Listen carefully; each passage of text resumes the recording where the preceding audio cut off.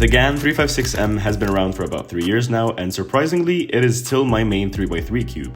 The concept of the GAN 356M was to create a GAN premium cube at an affordable price of just $28. It may sound like a lot, but considering GAN cubes prices today...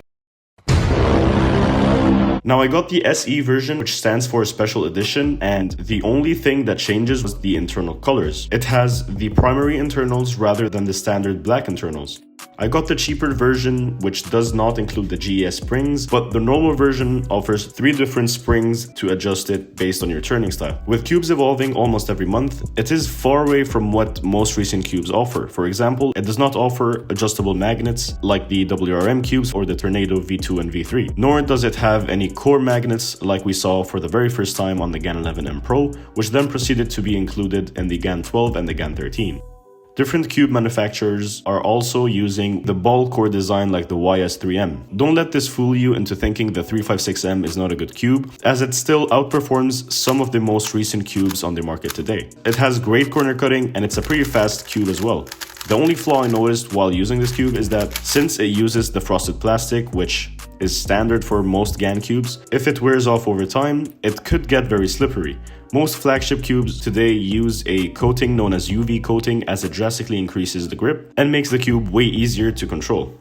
If you happen to have a 356M laying around somewhere in your house, grab it and start doing some turns, and I promise you'll notice it feels better than you remember. If you're on a budget and you're looking for a premium cube with smooth turnings, being relatively quiet, and with good performance overall, this could be a potential option.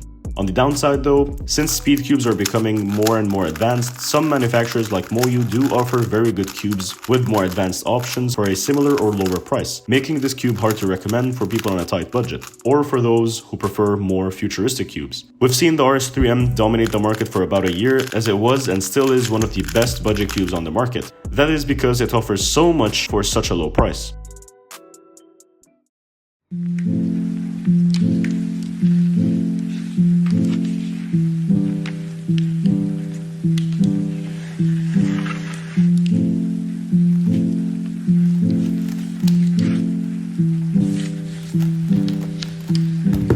So in the end, is it worth buying?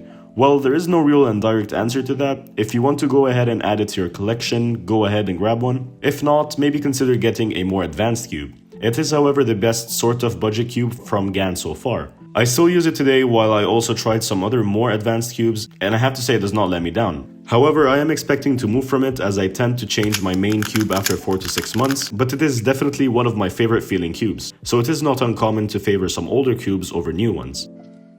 That's it for today's video, guys. Let me know what your thoughts on this cube are in the comments down below, and I'll see you guys in the next one. Shake just a little bit faster. No competition, no other.